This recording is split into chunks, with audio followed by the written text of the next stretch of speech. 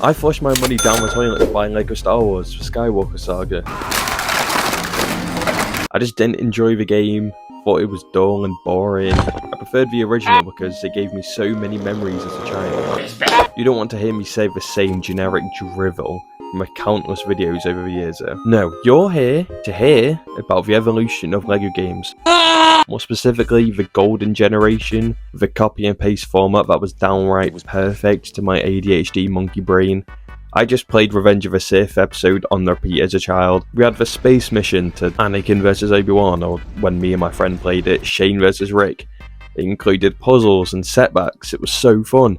And we all know this by now, practically the perfect game. But if you didn't know this by now, the Skywalker Saga was only made for one player. That player being someone who's just had a lobotomy. There's so much hand-holding, brain-dead puzzles, no platforming, the co-op is terrible. You go into fights and player 2's just stood there on the side watching the player 1 fight a boss. It's embarrassing to call this a completed game, when even my dead hamster can complete it. Rest in peace, Flash.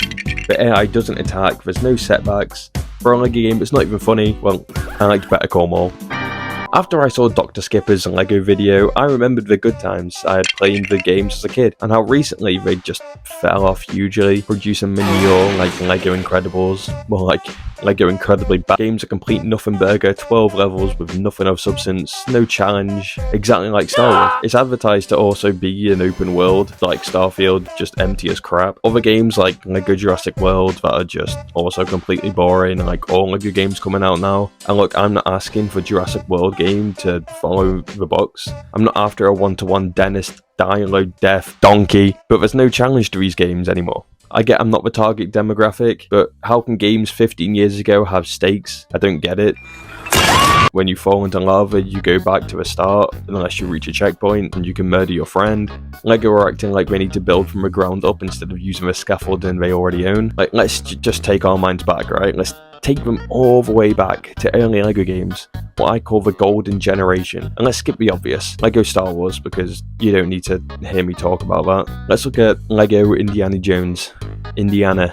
The man that made white men using whips cool. I freaking love this game, and granted, I didn't play it as an adult, only as a child, but coming from a family that raised me on films like Star Wars, Pixar films, and well, Indiana, my ADHD has adored this game, and I preferred it to Lego Star Wars. Go on, say something, what? Yeah, I said it. Indiana was amazing, slaughtering Nazis, solving actual puzzles, and yeah, these puzzles didn't need a Rain Man, but it sure as heck wasn't targeted towards a bonehead who can't count to 5. I love the platforming, the level designs, running through the streets of Shanghai getting machine gunned down. I loved all the car missions from Crystal Skull game, and you will find out that my favourite things to do in Lego games was vehicle missions. There was just something about them, I just loved them. I'm Batman, I'm awesome, I got a 9-pack. All of Batman's greatest enemies have escaped from Arkham Asylum to run Gotham City, and my young child was screaming.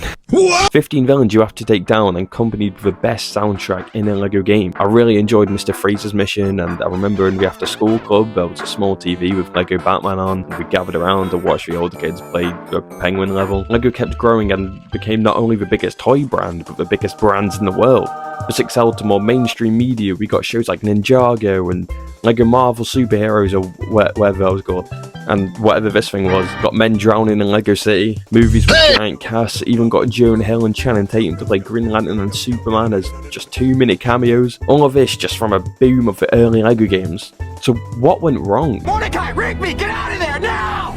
People stopped buying Lego games, simple enough, because they couldn't compete with a growing video game market. Nowadays, every game is a huge spectacle, and Lego had to either evolve or die. They tried to match the standards, leading to their games feeling empty and soulless. With the cost of games skyrocketing and people can't afford multiple games at a time, it feels like a new AAA game every month, and people have a choice to pay £50 for a Lego Star Wars, or a similar amount a God of War or an Elden Ring. Lego just isn't at the top of the list, and where can they go from here? I think they they know that they can't compete, so they rely on nostalgia to get people buying, which they did, but with Lego Star Wars not reaching expectations, why should we buy another Lego game in the future over the next big AAA game? I can say that Lego games aren't aimed towards my age, and they are aimed towards kids, but Lego isn't for kids anymore. Kids don't play with Legos like we used to, and why should they? We used to own huge boxes of Lego. I built a Lego world on a science day fair in school. I don't know how that was allowed for a science fair, because Lego is for adults now. Prices over £100, and for a set that become decoration, no longer toys. Kids don't play with Lego, they don't play with toys. I mean, this is fine. I have Lego on my shelves, but it seems like Lego's demographic is no longer kids. So why are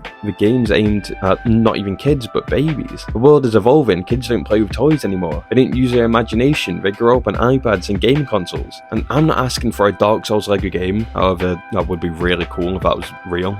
But the games now have lost their spark and charm, and I hope one day Lego can catch up to the rest of the gaming world, because I can see what they tried to attempt with Lego Star Wars, and there is still a market for Lego games. And the future may be uncertain, but one can only hope that Lego games will find a way to recapture the magic and once again bring smiles to the faces of both young and old. Until then, we'll hold on to the nostalgia and treasure moments that the Lego games made, an unforgettable part of our gaming history, and hope it comes back to a former glory. Bye bye.